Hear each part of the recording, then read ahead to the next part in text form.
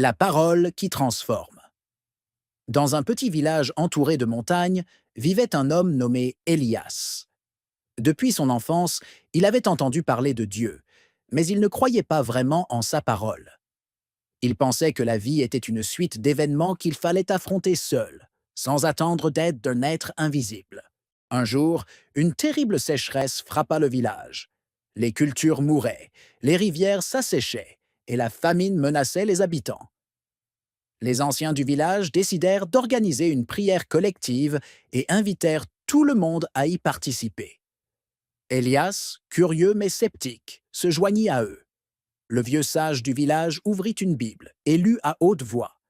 Ainsi en est-il de ma parole, qui sort de ma bouche. Elle ne retourne point à moi sans effet, sans avoir exécuté ma volonté et accompli avec succès ce pourquoi je l'ai envoyée. Ésaïe 55, 11. Elias sentit un frisson parcourir son corps. Ses paroles semblaient vivantes, comme si elles portaient en elles une force invisible. Pour la première fois, il se demanda si Dieu existait vraiment et si sa parole pouvait changer quelque chose. Cette nuit-là, il ouvrit une vieille Bible que sa mère lui avait laissée et commença à lire. Les mots lui parlaient d'amour, de foi, d'espérance. Il sentit un feu s'allumer en lui. Il pria pour la première fois avec sincérité, demandant à Dieu d'agir dans sa vie et dans son village. Le lendemain matin, un miracle se produisit. Le ciel, qui était resté sec pendant des mois, se couvrit de nuages. Une pluie douce et abondante tomba sur les terres desséchées.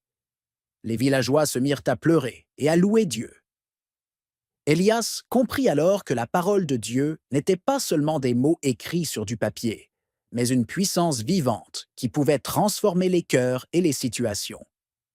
Dès ce jour, il devint un homme de foi, partageant autour de lui cette parole qui avait changé sa vie. Que devons-nous faire, grand-père? Il faut cherche toi même ce que tu dois faire. L'histoire est finie.